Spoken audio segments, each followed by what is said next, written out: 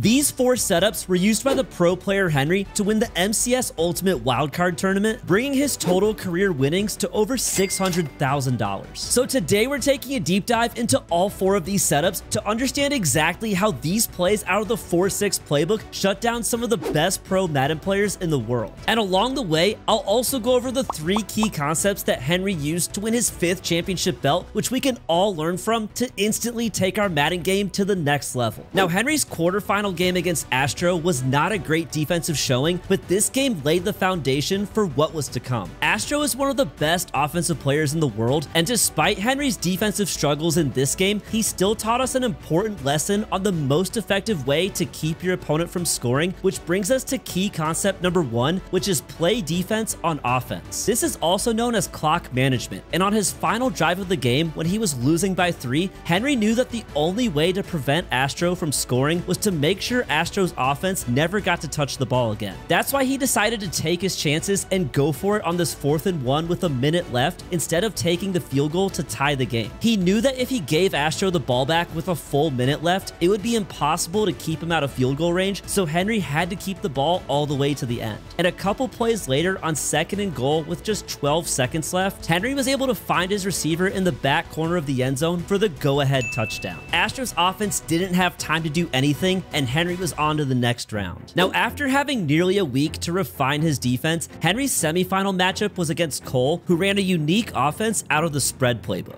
On Cole's first drive, Henry showed off setup number 1, where he puts his defense on man alignment and his coaching adjustments, comes out in the play LB Blitz 0 in the nickel 3-3 formation, and then immediately audibles to the play Mike Blitz 0 in the nickel 3-3 Cub formation. Now, the reason for this audible has to do with personnel. The problem with the nickel 3-3 Cub formation is that you can only sub in a safety at the middle linebacker position, while the outside linebacker positions have to be actual linebackers. However, in the nickel 3-3 formation, you can sub in safeties at all 3 linebacker positions, so by calling a play in nickel 3-3 and then audibling to a play in nickel 3-3 Cub, you can run your defense out of nickel 3-3 Cub with safety subbed in at all of your linebacker positions, even though that's not supposed to be possible. Now, once Henry audibles to Mike Blitz 0, his adjustments are to press his defense by pressing wire triangle and down on the left stick, slant the D-line outside by pressing left on the D-pad and up on the right stick, and hover with his user just above the nose tackle. This is the universal blitz setup for the nickel 3-3 Cub formation, and as long as both outside linebackers are on blitz assignments, then this blitz will work on any play in the formation, with most players typically calling Mike Blitz 0 for man coverage or Sam Will Blitz 3 for zone coverage. Now, in Henry's case, it's important to note that he also shades his man coverage down by pressing wire triangle and down on the right stick. While this usually leaves you at risk of giving up one-play touchdowns to receivers on streaks, Henry mitigates this risk by putting the deep route KO ability on all 3 of his cornerbacks. Now, back to setup number 1, once the ball is snapped, Henry knows that one of 2 things is going to happen. Scenario 1 is that the running back goes out on a route, and scenario 2 is that the running back stays in to block. In scenario 1, where the running back goes out on a route, Henry knows that his blitz will get instant pressure, so he just has to use her over the middle. Now, in scenario 2, where the running back stays in to block, 2 things will happen. 1, the blitz won't get instant pressure, and 2, the safety manned up on the running back will roll to the middle of the field, essentially converting the coverage into a cover 1. After the snap, Henry sees that the running back stays in to block, so he immediately sprints to the right to take away the corner route from the B receiver. Cole sees his tight end beat the shaded down man coverage, but he doesn't see the safety rolling to the deep middle of the field until it's too late, and the safety closes the gap just in time to bring in the interception. Now, late in the first quarter, Cole was able to stop Henry on the 1-yard line, but this is where Henry went with setup number 2 out of the play 0 blitz in the $3-2 formation. Henry's adjustments are to press his defense, QB contain by double tapping RB or R1, and then move his linebackers outside so that they're standing on the outside hip of the defensive ends and are in the contain assignments. Both the tackle and guard will target the linebacker in the contain assignment, which causes the defensive end to loop in unblocked for a free rush at the quarterback. Henry's goal here is to force Cole into either taking a sack in the end zone for a safety or force him into making a mistake deep in his own territory, and on 3rd and 17, it nearly worked when the free rusher off the edge forced Cole into making an extremely risky throw into traffic.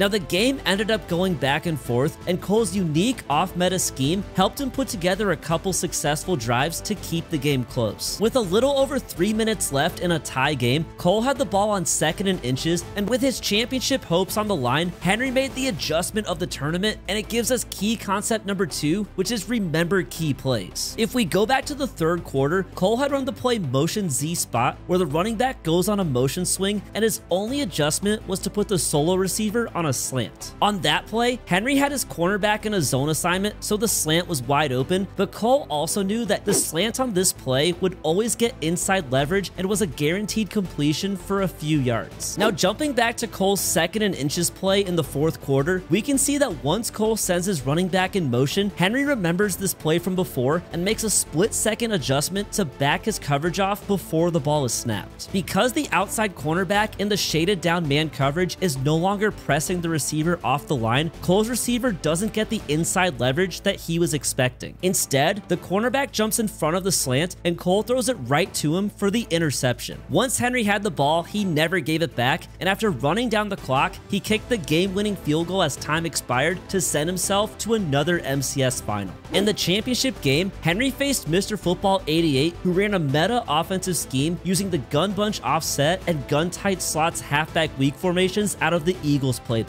After taking a 7-0 lead, Henry showed off setup number 3 on this 3rd and 10 play, once again out of the play Mike Blitz 0. He used the same defensive adjustments as in setup number 1, but this time, because Mr. Football 88 sent his running back out on a route, Henry knew his defense would be in a true cover 0 and the blitz was going to come in instantly. That meant all Henry had to do with his user was guard over the middle, and sure enough, after Henry took away the X receiver on the post, the blitzing outside linebacker came in free and caused Mr. Football 88 to throw an easy interception to the safety covering the running back. Now, you may be wondering how some of the best players in the world can be so easily fooled by a cover 0 blitz, and that's what brings us to key concept number 3 of Henry's game, which is to disguise your coverage. Since Henry was always man-aligned in nickel 3-3 cub, his defense always looked like man coverage pre-snap, even though he would often mix in zone assignments on his defenders by using quick adjustments. By double tapping Y or triangle, you can pull up the icons for all of your defensive backs, allowing you to select an individual player and put him on a new assignment. On the play just before the interception, we can see that Henry used quick adjustments pre-snap to put his defenders on the left side in zone coverage assignments, which confused Mr. Football 88 and forced him to throw the ball away. Maybe the best example of Henry disguising his coverage is on setup number 4, which Henry used on this pivotal 3rd and 13 play with the score tied in the 4th quarter. Henry changed his package in nickel 3-3 cub to the safety NB package, which unlocks different quick adjustments for your safeties that you can't get in the default package. After doing his normal Mike Blitz 0 setup, Henry used quick adjustments to put his left side safety in an outside third by pressing left on the left stick, put his right side safety in an outside third by pressing left on the right stick, and put his cornerback in a cloud flat by pressing down on the left stick.